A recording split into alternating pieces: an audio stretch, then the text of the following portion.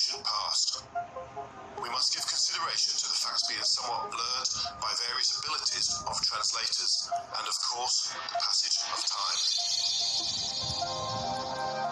The most comprehensive and lengthy depictions can be found in the Sumerian tablets.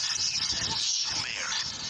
There were tablets found, and on these tablets you see beings which in archaeology they called winged gods or winged geniuses.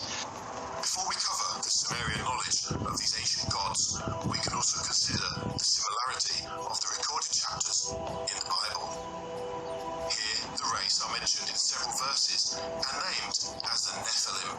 Genesis 6:4 reads as follows. The Nephilim were in the earth in those days, and also after that, when the sons of God came in unto the daughters of men, and they bore children to them. The same were the mighty men that were of old, the men of renown. And as the Bible says, they saw that the daughters of men were beauty, so they took them to wife. By the way, in sort of the Bible translation they say, the fallen angels saw that the daughters of men were beauty, and they took them to wife. What is a fallen angel? They who descended. And not only in the Bible, you find this absolutely clear again in the book of Enoch. Enoch gives even the names of 36 of these extraterrestrial figures, which say, we want to go down there, we want to have sex, we want to do this, even if it's against what the Lord is the commander of the spaceship, says. And they had sex, and the result was some different creatures and giants and all these things. In the Bible, this race of giants are called the Anakim. They are mentioned in the conquest of Canaan by the Israelites. According to the book of Numbers, Anak was a forefather of the Anakim. The Bible describes them as very tall descendants of the Nephilim, the daughters of men and sons of gods, and also fallen ones who existed before the deluge. The term Annunaki has been translated in various forms and is the source of much controversy. Renowned author Zecharia Sitchin claims he has translated them as those from heaven came. Many scholars claim their interpretation is those of royal blood or those of princely offspring. One friend and colleague of mine was Lawrence lines going back into Mesopotamia. I was encountering exactly the same information coming in to my investigations of an alien presence on this planet and throughout the solar system. We found that we met at sort of a same point, and that was that in Mesopotamia, that all of the Anunnaki were supposed to be reptilian, and that the reptilian biology had blood that was dominated by copper, and that they literally had blue-colored blood. We have red because we have an iron-dominant blood. So our discussion from his history and my trying to get into it through aliens that have been dominating the earth was the blue blood reptilians of Mesopotamia led to a group called the Merovingians. And the Merovingians tie later in the timeline directly to France, Germany, and that area of Europe because for some reason that bloodline, the blue bloods, went to Europe. Lawrence Gardner and other people's work coming through royalty, blue blood, tie this connection between the reptilians, Merovingians in Mesopotamia, and they were literally a reptilian blue blood line. When you start looking at these subjects, Yeah, y'all, welcome back to the channel. Your boy Martin, aka John the Baptist, aka Angel Zedgael. As you can see, we got a picture of the Blue Bloods, as she just said in the video. The Blue Bloods, basically the bloodline of the Merovingians. Like, seriously, like these are the people that still run this earth till now, like for real. All Kimbo, TATA, NZAMBI, Yamazulu, Abba, Father, Yahuwah, in the name of the Son, YISSAYA, KONGO, all praises to you, Father. And shout out to all my brothers and sisters out there speaking this truth. All the BANTU men and women out there. Oxygenated blood, bright red. Deoxygenated blood, deep red purple. My blood is a deep red purple. This is a fact. It's showing you the difference of mixed blood to regular blood. Now this picture right here, frequency of blood types, is basically showing you the rarest blood types on Earth. With AB negative being the rarest blood type with 0.6%, B negative blood with 0.9%, 1.5%. I have B negative blood. AB positive 3.4, A negative 6.3, O negative 6.6, B positive 8.5, A positive 35, O positive 35. Whatever. But yeah. And again, this video is in no way discrediting anybody or their knowledge of ancient Sumeria or anything. I just did this because this was a request from one of my subscribers. So shout out to you, Kat. Shout out to my brothers, Marlon, Keith, Hakeem, King David, Jahid, John Lambo. I have Anu blood, but that doesn't mean I'm actually a part of that bloodline, because remember, Annunaki or Anu just means those from heaven above. My bloodline came from above. I am half human, half angel, because all prophets are avatars of archangels. Me being John the Baptist, I am the avatar of Angel Zedgael, Marlon, the avatar of Raphael, Jahi, Gabriel, my boy Keith, Michael, etc. Anunnaki bloodline, golden era coming soon, angels among us, Orion and the Pleiades. Now look, Anunnaki can go both ways in the bloodline, because remember, it's all about two families rising, like my boy Marlon and Jahi said. You got the sons of light, which is me, Jahi, Marlon, Keith, Hakeem, David, etc., against the sons of darkness, which would be Enki and Enlil, you know, the little bratty motherfucker that Marlon be talking about. Yeah. These subjects, whether it is on the web or in some books that people qualify as possibly conspiracy books, it is often spoken of a genetic lineage, reptilian, and of royal blood. I do think that some royal bloodlines still exist nowadays that come from the Anunas, specifically the lineage of Enlil, Enki, and An. The Sumerians were said to have learned astrology from the Annunaki, and this afforded them an in-depth knowledge of our solar system. Ancient carvings in the stone tablets show the various planets, and most incredibly they depicted the 10th planet. This planet actually orbits the Sun every 3,600 Earth years, and in doing so, it comes fairly close to our Earth. Travelling on a huge elliptical orbit, this giant crusader looms into outer space, far out into our solar system, to eventually, after 3,600 years, circle back.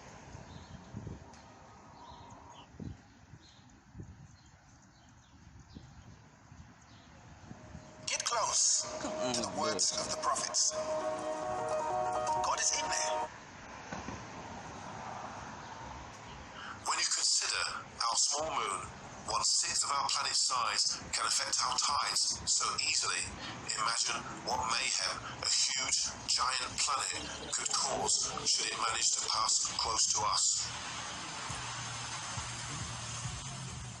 On the 30th of December in 1983, the Washington Post had a front-page headline that actually read, "A heavenly body as large as the giant planet Jupiter, and possibly so close to Earth that it would be part of this solar system, has been found in the direction of the constellation Orion by an orbiting telescope aboard the IRAS. So mysterious is the object that astronomers do not know what it is."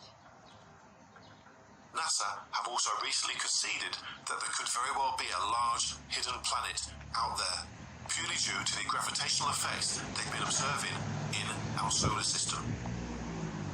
We do know that recently the King's List gives the reign of the kings in shars. Well, what is a shar? The Sumerians state that this shar is about 3,600 years, and for example, King Enlil actually ruled for 10 shars. So in human years, that would be 36,000 years. When we look at the Sumerian kings list, we see that the more recent part of the list actually corresponds very nicely with historical records. That's very interesting, because when you look at the kings list in its entirety, you go all the way back to the alleged origin of the Anunnaki on Earth, tinkering with our DNA starting 250,000 years ago. Supposedly, when you get into this Sumerian doctrine, the idea is that we were created as a slave race approximately 250,000 years ago, and it was Enki, supposedly the good guy in the battle of the two brothers Enki and Enlil, who created us this way. And we were manufactured by Enki to become able to reproduce, whereas prior to that point, we were bred to be sterile so that they could make a certain number of these clones, they could send them out there to work, they die, and there's no threat of them becoming their own race. It's not just the Sumerian kings list, it's also the Egyptian kings list of Manetho. Writes about the dynasties going back, maybe not as long, but at least 30,000 BC. Gods like Thoth and other deities that were called the nine particular reigning deities of the Egyptian world. So if these deities have, again, lifespans of thousands of years, then of course to a human, it's going to seem as though they are gods. Que les fameux dieux sumériens auraient créé l'Homo sapiens vers 300. You have to know that when the gods arrived on Earth, according to what the tablets state, the idea of city planning with streets and buildings, all of that stuff comes directly from this Sumerian background, which seems to, in conventional historical view, pop up almost out of nowhere from what had been up until then a hunter-gatherer type of culture. We also see the whole basis of the Code of Hammurabi and written codified laws, which actually started again in Sumer. We see the development of a money system in Sumer. We see the roles of men and women, this sort of patriarchal society, also appearing in Sumer. And therefore, so much of what we have in our modern world hasn't changed since the time of Sumer. And if we expand our consciousness a little bit and consider that the written history of Sumer is not what we hear about in our textbooks, that it actually is a 250,000-year-old civilization, it would appear that the gods built that civilization, or what some have called the archons, and that they, in fact, built this whole system on purpose to withstand the test of time and to create a form of silent tyranny. With the money system comes the ability for small groups of people to determine who lives and who dies, who eats and who starves, to become incredibly powerful, because there is no common sharing of the wealth of the planet. It seems to be acceptable to the people. It seems that it's a fair system, but it's very easily controlled by the elite power structure, and it allows them to effectively imprison an entire planet, and it allows them to wield an unnaturally high degree of control. donc cette localisation de cette fameuse montagne divine, we were able to locate Enlil and Enki, 214, reverse ordinal. The Fallen Ones, 214, Francis Bacon. As he said, the guy in the video, these niggas was altering DNA, mostly Enki, but you know, yeah, Enlil too. These niggas was altering DNA to have people do their job to find gold, because that's what they needed for their plans. we were able to locate the divine mountain of the Annunaki gods along with their Garden of Eden, thanks to the elements found with Google Earth and Gary Zeitling from NASA. It took us straight to eastern Turkey, close to Road 5651. What can be noted in the Sumerian tablets, when they clearly speak of creating workers to serve the Anunnaki, the main geneticist is always Enki. Enki is very proud of what he is doing. However, he always has to do it in secret. And here something important occurs in the research that I've carried out. In in order to be able to secretly teach values, besides from changing their genetic code, in which he probably injected things that we cannot comprehend nowadays. The gods were using a specific language in Eden, the Emion language, the language that comes from the skies, the language which comes from On. In my years of research, I understood that the Emisha, the matrix language, was mostly used by Sumerian priestesses. The so-called Emisha contained more particles than the languages used by the male gods. So Enki used the Emisha, the matrix language, to encode the ancient languages we find on Earth. I think that Enki had the desire to work for the benefit of the human race, to secretly bring them knowledge. And to be able to do that, they had to use a code. So they created a linguistic code for each tribe. And I think that regularly, maybe every generation, they had to change the code to prevent the Annunas from finding out about the hidden knowledge.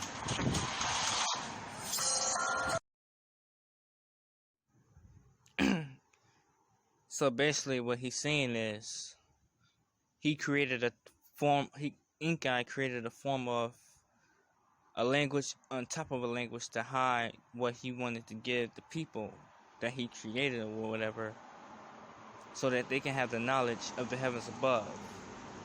Don't that sound like somebody trying to give out knowledge?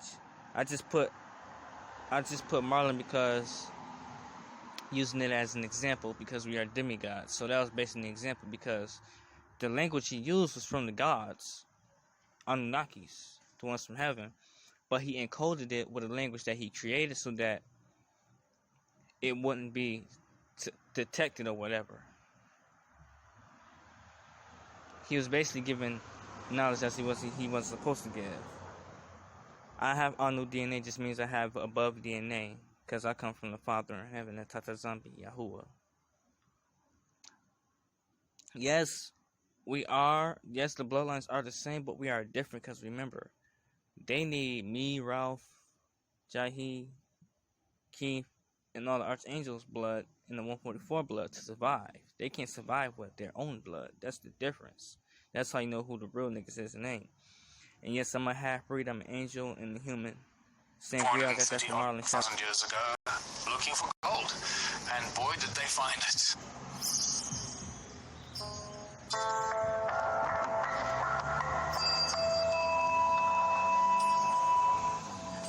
They were mining gold on a level that we can't even begin to imagine. Enki, the Sumerian entity who was put in charge of the gold mining exercise in the southern hemisphere, in the Abzu, found gold, and that's where he established his gold mining empire. And the translations in the Sumerian tablets tell us over and over and over again that the Anunnaki came here looking for gold. They found it in spectacular amounts, but they needed help to get it out of the ground.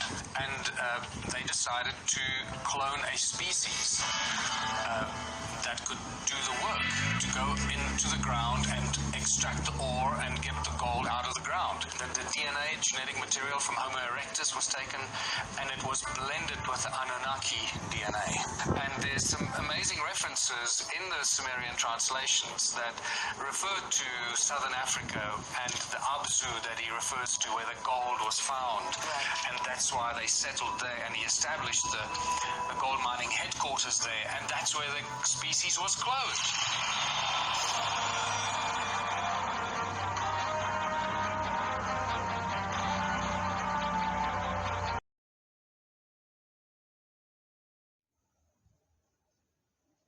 Oh yeah, also shout out to Purple Haze, Naima Laverne, Yes Redemption, Beyond the Spectrum. Shout out to my big brother Jonathan Shalambo for putting the Bantu niggas out there for us to learn and speak it. Enlil and Enki 50, DNA mixing 50, same vibration, DNA mixing 148. Michael with the archangels looked upon Earth 184, cause of the flood. So basically, I'm just letting you know what the fuck cause of the flood was. They DNA mixing. The Nephilim, then the Book of Enoch, where they are the angels, the Watchers. Many historians and scholars agree that the ancient Sumerian texts were the basis for the Old Testament. These stories are all one and the same, documented and changed into many throughout the ages, the most recent of which is the biblical account of God, or Elohim, as the latest representation for Anu, the earliest known god of the sun and sky. His angels are in fact Anu's sons and his entourage. Over many generations, much knowledge has been lost, rewritten, and changed. Yet we do know they conquered the earth and enslaved all of its inhabitants, forcing human beings to build huge structures that could be seen from the skies. They sinned against the women of the earth, creating bastard offspring of unwanted and abnormally large children, referred to as giants. Seen in the solar system, 97 times farther from the sun than the Earth is.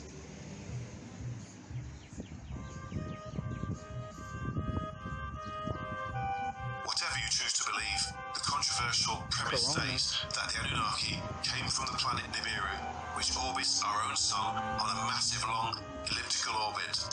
And when it gets close to us, the Annunaki take the opportunity to planet hop.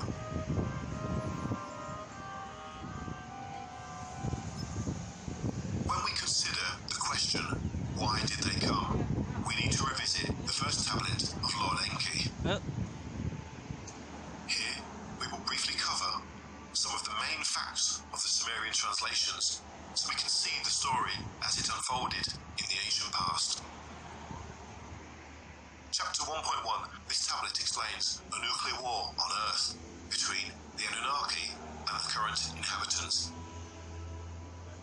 It speaks of an evil wind that looks to be radioactive and kills everything in its path, resetting the Earth, preparing it for a new chapter.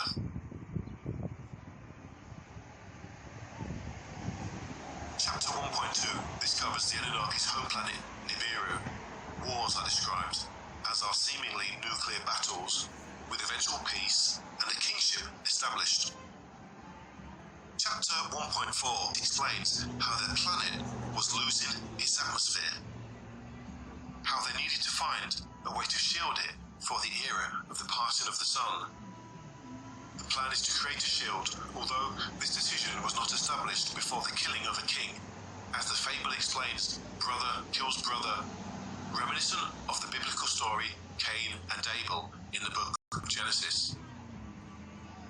Chapters 1.5 to 3.2 cover.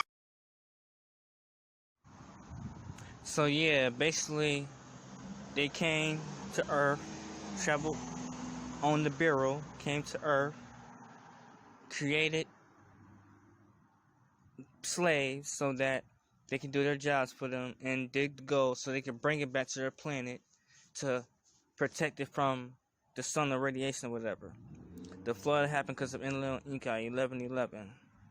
The arcs versus Enlil and Enki. By using atomic weapons in volcanoes, seems he was trying to pollute the atmosphere with smoke and dust.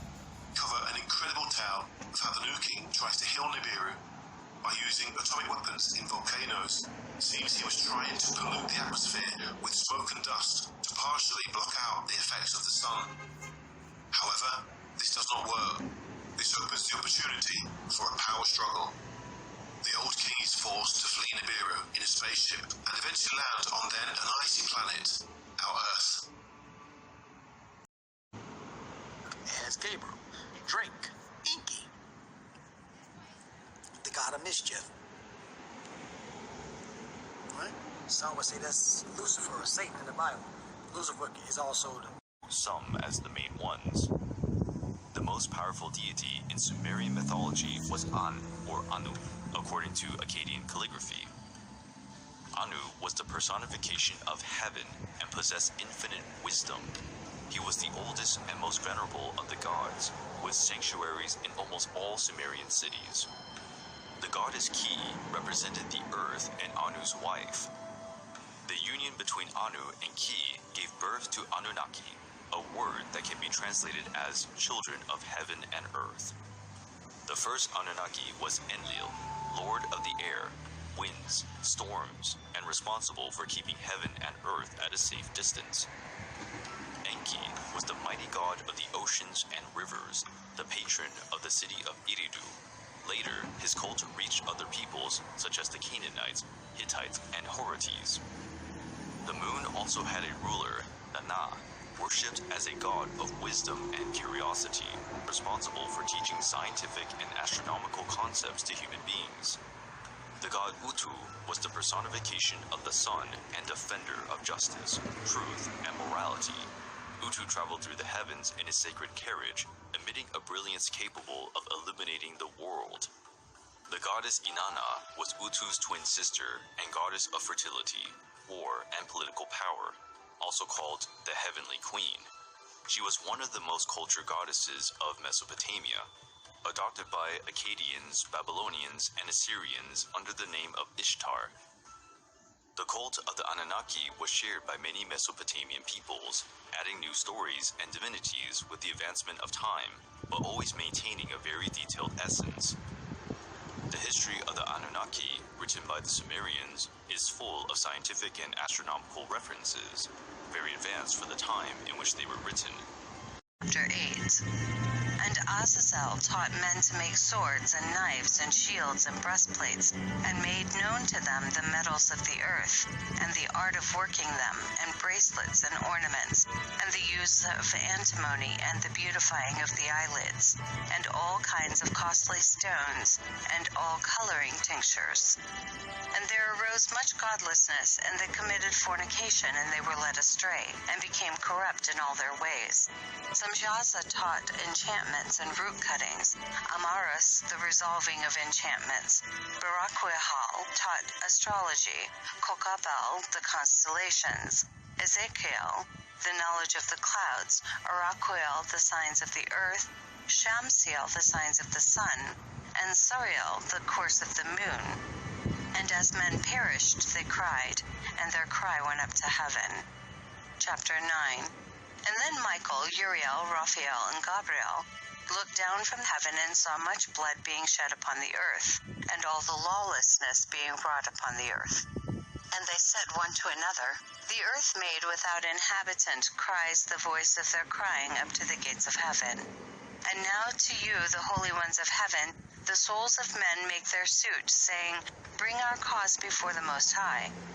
And they said to the Lord of the ages, Lord of lords, God of gods, King of kings, and God of the ages, the throne of thy glory standeth unto all the generations of the ages, and thy name, holy and glorious and blessed unto all the ages. Thou hast made all things, and power over all things hast thou.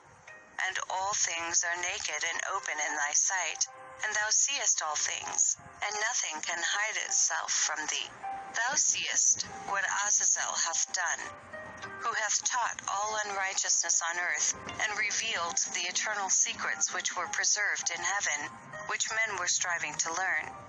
And Samjaza, to whom thou hast given authority to bear rule over his associates. And they... Don't that sound like some shit Enki and Enlil did? Like, seriously? Like, come on now, y'all. Shit is crazy. A war broke out in heaven. Remember that. Enlil and Enki 50. DNA mixing 50. DNA mixing 148. Michael with the angels looked upon earth 184. Cause of the flood 148. Enlil and Enki was doing all type of DNA mixing and shit. And creating species and shit. To mine gold so they could take it back to the barrel to protect their atmosphere. But my thing is, where we come from, we don't need nothing to protect that atmosphere because we have the strongest radiation, our father. Why would we need something to protect our atmosphere? Because we destroyed their shit. Flood happened because of Enlil and Enki 1111. Flood happened because of Enlil and Enki 143. The Arks versus Enlil and Enki 143. The Arks versus Enlil. Love y'all. Hope this video helped y'all out a lot.